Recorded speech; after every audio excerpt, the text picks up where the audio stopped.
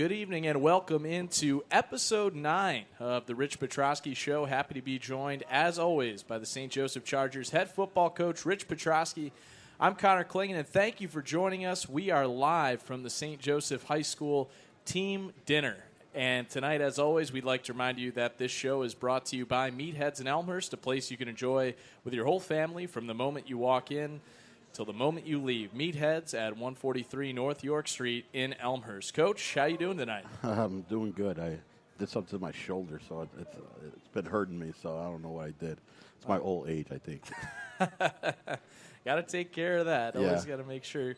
Maybe get one of those rollers or something like that. Yeah, do something. I had the trainer put Icy Hot on it, so hopefully that helps it. But that'll do the trick. We'll see. If it's good enough for Shaq, it's got to be good enough for you. Exactly.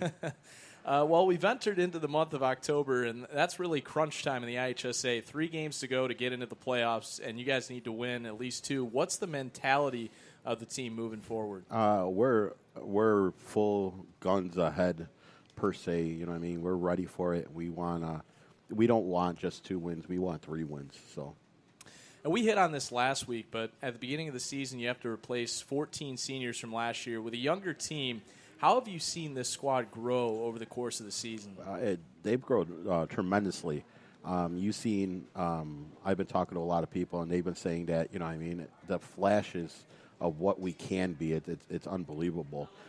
They said that we can be one of the top teams in 2A realistically.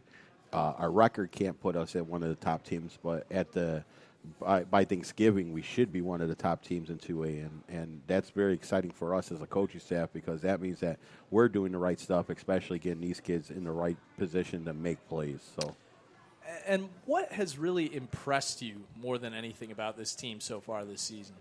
Realistically, the defense. You know what I mean? I can't say enough about what my defensive coordinator does. He's full metal. You know what I mean? He puts the gas to the pedal, and you know what I mean, he goes, and there's no stopping him, and that's the biggest thing with him. He's got this defense going. It don't matter who we're playing. They know who we have to beat, and they're there at every point. So. And, Coach, one last question before we get to some player interviews. Of course, you're really focused on getting into the playoffs, but with all the young players you guys have playing, how bright do you feel like the future of this program is? Oh, I'm extremely excited. I was talking to somebody else. I do a minute interview every Thursday with somebody else, and I was just talking to him about it, not on camera or anything, and I'm just thinking, man, if I could actually keep these seniors for one more year and put these juniors as seniors, I'm like, man, we might go undefeated with the way our team is starting to gel and things like that. With this senior class and this junior class, if we get the ball rolling, there's not many teams that are really going to stop us, especially on defense. And we're going to stop people. We're going to get 3 and outs, and you know what I mean, putting all the pressure on our offense. You know what I mean, and I like it because I'd rather be under the pressure than putting defense in the pressure situations. It's certainly the right time of the season to be gelling. And yes. At this time, we'd like to remind you that tonight's episode of the Rich Petroski Show is also brought to you by ClearerSupplements.com. Clear supplements for when genetics are not enough. And now we're happy to be joined by Zion Timms on the show. Zion, how are you doing? I'm all right. How are you?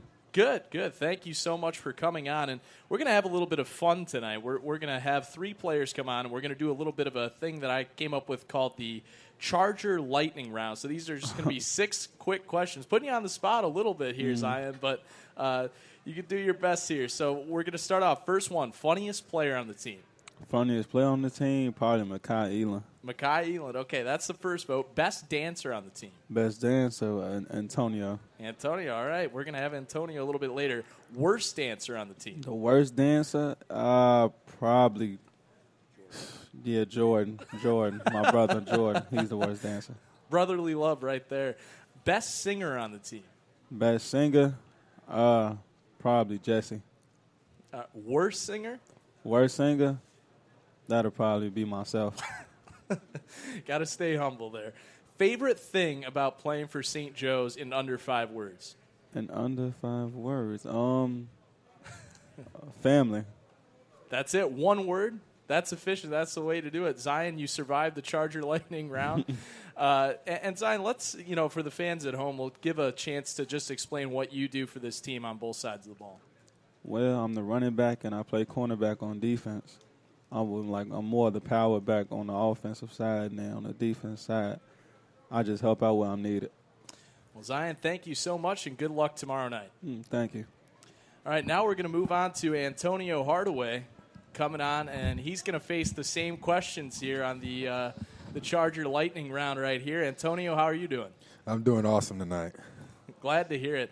All right, so funniest player on the team?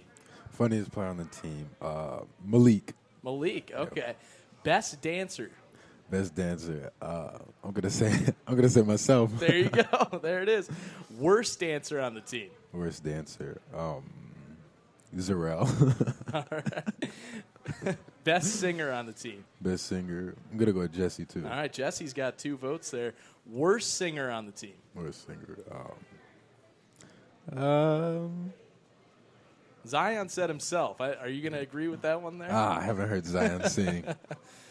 I'm not sure. You guys aren't singing that much in the locker room? Yeah, not too much. Just a few guys. Favorite thing about playing for St. Joe's in under 5 words? Everyone's a hard worker. There you go. That's it. And Antonio, you were a transfer from St. Viator as well. So what's it been like coming over to St. Joe in your first year here? It's been easy making a lot of friends. Everyone's really friendly. Everyone likes to talk to me, and I really enjoy that. And for playing football, everyone, like I said, everyone's a hard worker, and it's fun to compete with these guys. And, Antonio, you play defensive line and offensive line. I've been seeing you on the defensive line. You've been in the other team's backfield half the game. But what's been the best part about playing for this team on both sides of the ball so far this season? I just really like, for defense, I like blowing up the other line. Just going to be honest. I like blowing up the other line, getting in the backfield, finding the quarterback, who's ever back there. And for the offensive line, I like protecting my quarterback, making sure no guys getting to him. Yeah. Great stuff. And, Antonio, you survived the Charger Lightning round there. Thank you so much for coming on, and good luck tomorrow night. All right, thank you. You're welcome. And now we're going to go to Tim Shannon. And, Tim, you're just a freshman, right? Yes. And so we're going to have the first freshman on here in the Charger Lightning round, and these are going to be some questions about your teammates. Funniest player on the team? Makai. Makai, that's 2 for Makai right there for being funniest. Best dancer? You've had a couple votes for Antonio here. Yeah, it's Antonio. All right. 3 for 3. Worst dancer on the team? Zarel. Another one for Zarel. Best singer on the team? Couple of votes for Jesse McDonald here. Yeah, I got to go Jesse. Yeah. All right. Worst singer? Antonio. Oh, Antonio there. Best dancer but worst singer. He doesn't have the combination. Favorite thing about playing for St. Joe's in under 5 words? I love the coaches. That's the type of answer Coach Petroski likes to hear. Yeah. Well, Tim, you're just a freshman. What's it been like in your first year here at St. Joe's? When I first came, it was harder for me because I was just learning how to adapt to the high school. But with the help of the coaches, it got easier for me. I feel good about it. Yeah, and Tim, you've made some really big plays at wide receiver this season. How excited are you about having 3 years left to play here at St. Joe's? I'm excited. I think I'm gonna get much better in them 3 years, and I feel like being at this school, I can go where I want to go. There you go. Tim, thank you so much. You survived the Charger Lightning round, and good luck tomorrow night. Thank you. You're welcome. And we'll go back to Coach Petroski now. So a chance there to get to know some of the St. Joseph Chargers there. Have you heard Jesse McDonald sing before? I mean, what? I've heard something on the sidelines, but I don't know what it's all about. And Antonio apparently has got all the moves over here. He can't dance a lick. I know that for a fact because I've seen him try to dance on the field, and he can't do nothing. I didn't see him at homecoming, but I know for a fact that he didn't do much on the field. So, well, definitely great to get to know the team a little bit there, and we'll get back to a little bit more serious matters. Recapping the game last week, Coach, it was a 24-14 win over DePaul Prep on the road. Unfortunately, I wasn't able to be there for the call, but we're going to go through a quick recap here. You guys jumped out to an 11-0 lead before the half. Take us through how you got there in that first half. Defense. Defense. We got two quick safeties, so we were actually up 4-0. I thought we were playing a baseball game there. And sorry about that. This is Chris Reed right here. What's going on, Chris? We got two safeties. Both our defensive ends got a safety, so that was exciting to see.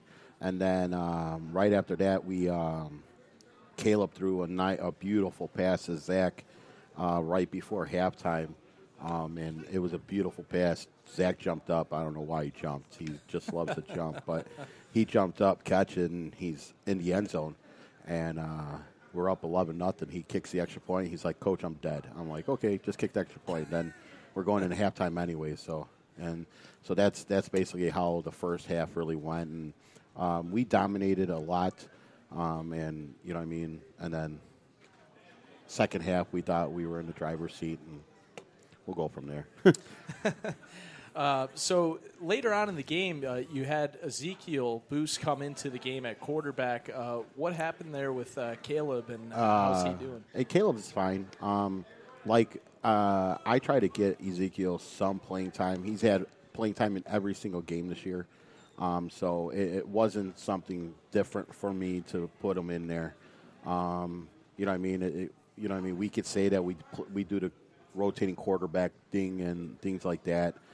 Caleb was a little dinged up. He hurt his knee a little bit after he threw his third pick. He went to go tackle somebody, and he just fell on it wrong. He's fine, though. He practiced all week. He's actually thrown the ball better this week than he did last week. So, but yeah, Ezekiel came in and he stepped in like that was his job. He knew that he had to come in, and when he came in, it was just lights out for him because he threw beautiful balls, really, really nice balls. So, yeah, and him being just a freshman, and as you said, you guys have gotten him a lot of playing time already this season, but were you surprised by how well he was able to play, or have you kind of come to expect that from him? My expectation for him is that he has to play at a high level all the time, whether it be the JV game or the varsity game, and you know what I mean? And coming into the season, he knew what his expectations was. You know what I mean? Me and his mom are on the same page. Like I said, we grew up together, so we know what it's like. And, you know what I mean, having Ezekiel, you know what I mean, I was talking to the guy that I was doing that 1 minute interview with, and, you know what I mean, he's like, how did you get these freshmen in that are varsity ready already to play? Because most varsities wouldn't even attempt to put some of the freshmen that you have in there, and you throw them to the wolves. I'm like, you know what I mean? It's the nature of the beast. They came from a program that was pretty good. They came from the Burrow Mustangs, so you know what I mean? And Tim's dad was the head coach. Ezekiel's dad was one of the assistant coaches on there, so they came battle ready already. And that's the biggest thing is that they know they have to stay ready at any given time because at any given time I'm going to throw them in there because I have the utmost confidence in. And the thing about it is I have the utmost confidence in anybody on this team to throw them in there and at a crucial point. You know what I mean? And at one point we put Javante Bright in there. He's played a couple downs on offensive defense, but he came in and played almost the whole third quarter for us on defense. You know what I mean? That's the thing about me and Brown. We're not shy or worried about putting anybody in the game. And that's how you grow the program, really, though, is get those freshmen experience. And then as sophomores, they'll be like other teams' seniors. Exactly. And that's what we're looking at. And, you know what I mean? I could tell you right now, if I didn't have the seniors on my team, these incoming freshmen would probably be starting right now on the varsity. So that just tells you a little bit about, you know, my coaches going out and getting these kids and telling them that St. Joe's is the right spot for them. And at the end of the day, though, you know what I mean, they're all friends. Like Angel Camacho, Tim Shannon, and Ezekiel Boost, they all played together. Like it was Ezekiel was a quarterback, Tim was a wide receiver, and Angel Camacho was a center. So getting those three right there, it's natural for them to be able to play together. And, you know what I mean, they wanted to stay together, and that's why they're all here. So and you've got that chemistry to go for 4 years. 4 years, yeah. Pretty amazing. Actually, Angel came in during the varsity game against Elmwood Park, and he finished the game at center. So that just tells you there that the offensive line wise, I'm not afraid to put Angel at center on top of it, the most important part of the football game, really. And I wasn't afraid to throw him in there. I haven't got him in there since, but you know what I mean. It's not that he's not ready to go in there. So. Hey, Charger fans, don't forget to stop by Meatheads at 143 North York Street in Elmhurst and enjoy our fast casual family restaurant that serves fresh experiences. Well, Coach, you already talked about Zach Ford catching that touchdown pass and making the extra point as well. With him being a senior and then kind of Ezekiel coming into the game, how has he helped him as a wide receiver with a freshman quarterback being a senior? The thing about it is that that's the great thing about our team is that we don't look at anybody as they're a freshman, sophomore, junior, senior. They look at them as that they're another football player, and they go out there to play football. You know what I mean? But you have to remember, Ezekiel was with us all winter, too. So he was playing our 7-on-7. So all my receivers have been playing with him since March, basically. So it's not like anything new if Ezekiel goes into the game or D'Amico goes in the game because they've been throwing the ball with them since March, and they know exactly what kind of ball they throw. You know what I mean? All three quarterbacks have three different balls, and they know how to catch all of them. Well, that definitely seems like the right attitude to treat freshmen as equals instead of looking at them as being the young guys. Yeah, and my thing is that, you know what I mean, me and Coach Brown hit it on the head today during practice. He's like, JV, get ready. And then he's like, you know what, wait, I'm not going to call JV anymore because we only got 3 games left. That fourth game is going to be the playoff game. So there is no JV anymore. Now you're the second team. So that's the way we've been talking, that's the way we're going to treat it now is that we have a first, second, third team now. We don't have a varsity JV anymore. Even though JV is still going to be playing games, they're not a JV team anymore. They're our second team. So. And certainly they'll have chances to get experience moving forward the rest of this season. Defensively, you guys, you mentioned it earlier, able to get back on track in this game, the 2 safeties in the first half. What were the biggest keys on that side of the ball? Defensively, you know what I mean? It's tough to handle our defensive ends. It really is, you know what I mean? We put Anthony Brown at defensive end this past week, and, you know what I mean? You have to look at our defensive ends. Antonio is 6'3", 6'4". Zarrell Mason is 6'3", 6'4", and then Anthony Brown is 6'4". So now you're looking down 3 defensive ends that are 6'4", and then Tim Shannon is like 6'2", 6'3". So that's our 4th defensive end. So you're looking at kids that are all over 6 foot, and Antonio is a good 215, 220. Zarrell is 220. You know what I mean? AB is a 200, and Tim is like 175. So you're not playing small people. And I think that's what has been our big advantage, actually, the last 2 years, because you see Chris Reed over there. That's a physical specimen right there. And they told me that Tim, as a freshman, is already bigger than what he came in as. So if you see him, what he looks like right now, could you imagine what LT can look like in 3 years? Pretty impressive, yeah. Looking at Chris Reed right now, who's just an alum stopping in tonight at the team dinner, and always good to have alums come back. Yeah, it's great. It's great. They, you know what I mean, they really support our team, and you know what I mean, and that's the biggest thing is that, you know what I mean, we have Keith Moore. Keith Moore has been at every single one of our games. He played guard for us last year. Isaiah Davis, he played quarterback for me last year, and they're both at Robert Morris now. But Isaiah Davis is standing on the sidelines next to me. He's like, hey, Coach, run this play. Hey, Coach, run this play. And I like that he's there because he keeps me grounded with especially with calling plays because he knows as a player what it was like to run the offense. So now getting his perspective on the sidelines, that's a huge help for me because now he knows what he's already saw. So it goes hand in hand, and then, you know what I mean, I got Coach Rich up in the press box, and, you know what I mean, we're constantly talking to each other. You probably hear us all the time talking to each other. You know what I mean, whether it be we're talking about what the next play is or if we're joking around about something. But, you know what I mean, that's the thing about us. We have constant communication, and I love the fact that these guys want to come back because these are the guys that made history here. Those 3 guys, Chris was part of that last year's team that made history here, that went 7-2 and made the playoffs and everything like that. And them seeing him come back, that just shows the kids that, hey, we're serious about this. We want to win. So yeah, it gives the idea of building something up, having these guys come back that did all these great things, making the playoffs. They want to change that attitude. Hey, this is the expectation now. Exactly. And the thing about it is that Chris broke so many records last year.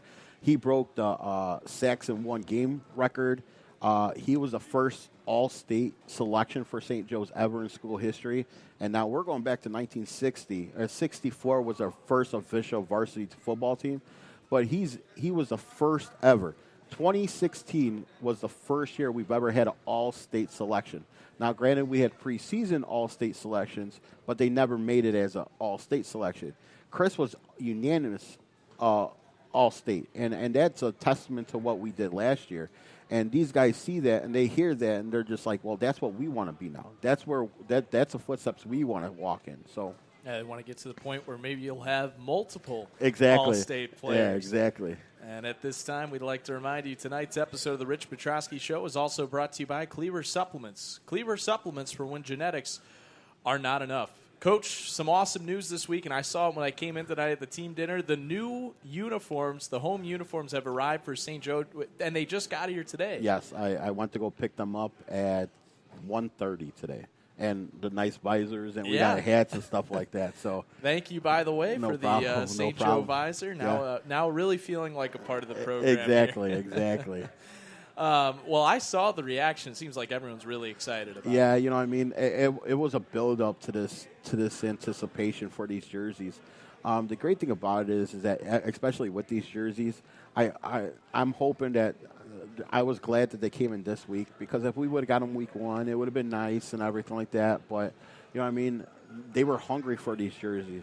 And to come in against Brother Rice, you know what I mean? That just it should boost us up another level, because we wanna go out there and show them off, but not just show them off, show them that, you know what I mean, there's a reason why we got them. You know what I mean? And that's why Champion is the official sponsor of St. Joe's football gear. You know what I mean? And we want to show them why they made the right decision in choosing us to be the poster boys for what Champion wants to be football-wise. Yeah, they're really nice-looking uniforms. If we can, this is audio only, so a little bit tough to go into description, but they're black uniforms, and then you have kind of the lightning bolt type look, the Charger look on the uniform in white. On the sleeve sides, the lightning bolt goes down them. They got their numbers on the top of their shoulders, big numbers so everybody can see their numbers. And then, you know what I mean, they came out really nice. You know what I mean? What I really liked about them is that St. Joe's is huge across the chest. And I think that says a lot for the jerseys, because last year we got them where they're real small and stuff like that. But that just shows them that this is what we're all about. We're St. Joseph. And, you know what I mean, I don't, you know what I mean, me not even being an alum, but, you know what I mean, I know what it's like to be part of that losing atmosphere here and things like that. And, you know what I mean, them wearing those jerseys proud, it's a great day for me. And I'm not even an alumni. It's just one of those things, just like, oh, my God, this is a great feeling for everybody. Yeah, I mean, they really just look like the kind of uniforms for a program that's on the rise, new tradition, and as you said, those huge letters, and you can wear them with pride now. Yeah, exactly, and I think that's what, you know what I mean, when I first got them, I saw that, and I'm like, man, that's really what's going to stand out more than anything else. More than anything else that's on that jersey, that it says St. Joseph's the way it does. And I'm just looking at it, I'm like, man, they did a great job on this, and I just can't wait. And then the away ones come in when we go to Aurora. So we're going to have a whiteout at Aurora, just so you know. So you better be wearing your white shirt, because, you know what I mean, I'll get you a white Charger shirt so that way you can wear it to Aurora, because I know you're from Aurora. So well, I've never been an Aurora Christian fan, I can tell you that. So, well, no offense to the Eagles, but myself being a Marmion grad, we never got along with them too well. But definitely excited for that game later on, and Brother Rice tomorrow night. But right now, let's remind you tonight's show is brought to you by Meatheads, the official sponsor of St. Joseph Chargers football programming. Meatheads provides a full-service, made-to-order dining experience serving high-quality, fresh, never-frozen ingredients, including 100% Angus beef hamburgers, hand-breaded chicken tenders, and chicken sandwiches, as well as real Idaho potatoes, freshly cut every day. Well, Coach, as you mentioned when we were talking about the uniforms, Brother Rice is the opponent this week. Last season, 63-7 loss. To what extent is revenge on the mind? If you ask the coaches, that's all we're thinking about. You know what I mean? They hit us in the mouth last year, and they really did. And my thing is that I just can't wait to see the reaction of what tomorrow's going to bring, because now they have to come to us. And I think the atmosphere, hopefully, is a lot different for what we're doing and how good we're really going to be. I just hope that they understand that that's what it's all about. Coach, Brother Rice comes into this game at 1-5, but it's a deceptive 1-5. Close losses against Marist, Crete Monet, Montini, and Providence. Those are probably four of the best programs in the state of Illinois. So do you kind of throw that record out of the window when it comes to them? No, because watching them on film, it wasn't. You know what I mean? I didn't see anything. I didn't see last year's team on that field, and you could totally tell that this is a new class there. But they're going through the same growing pains that most teams are right now. They graduated a ton of seniors, so they're junior dominated this year big time.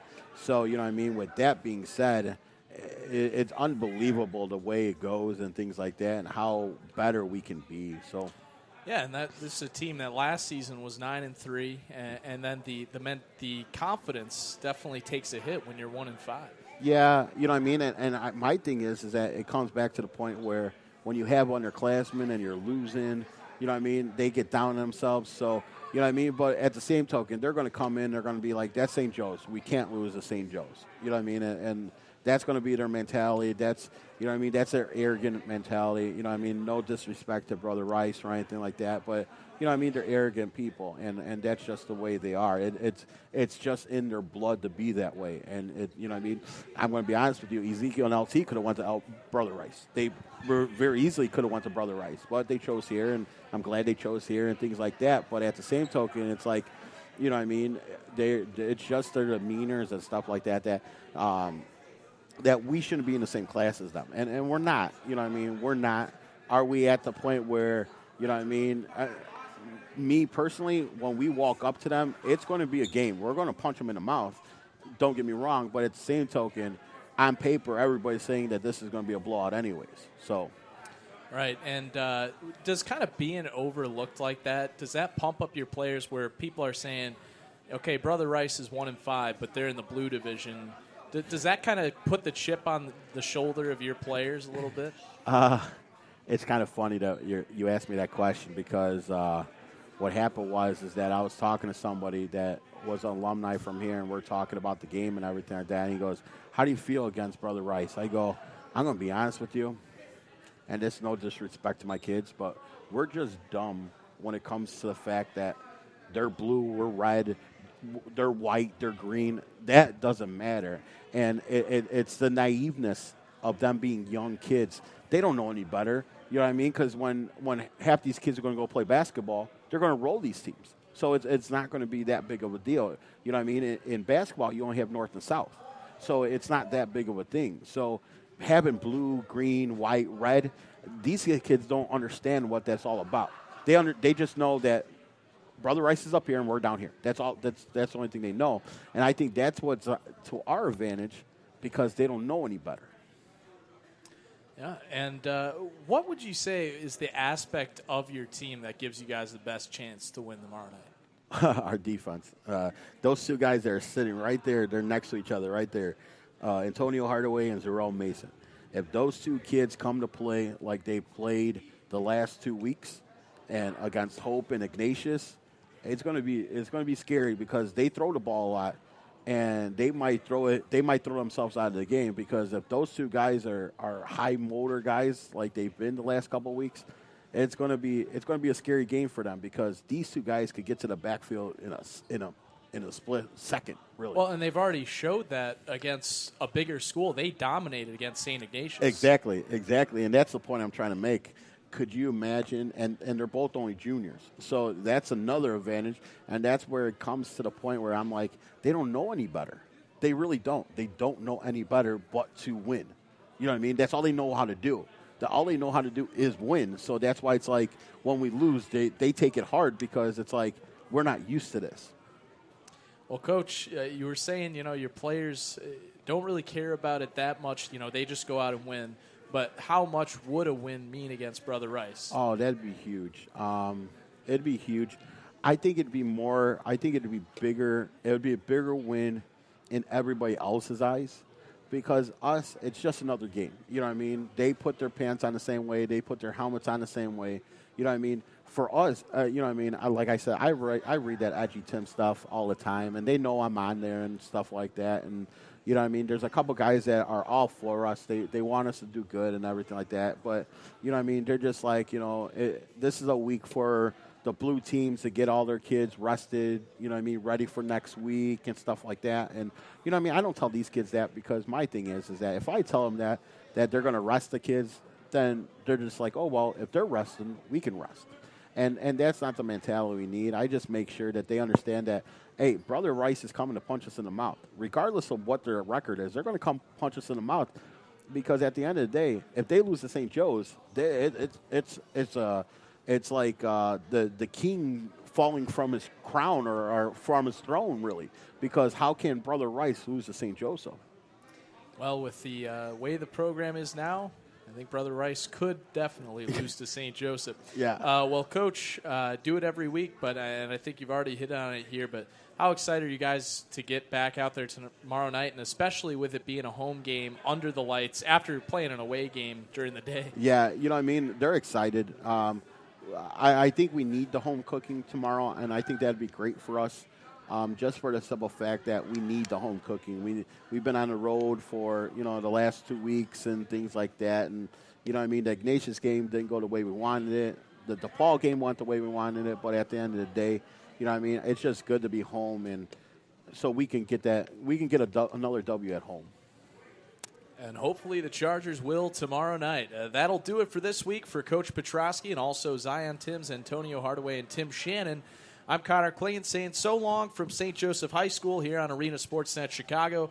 Chargers football coverage will continue tomorrow night when they take on Brother Rice from Elmhurst College at 7:30.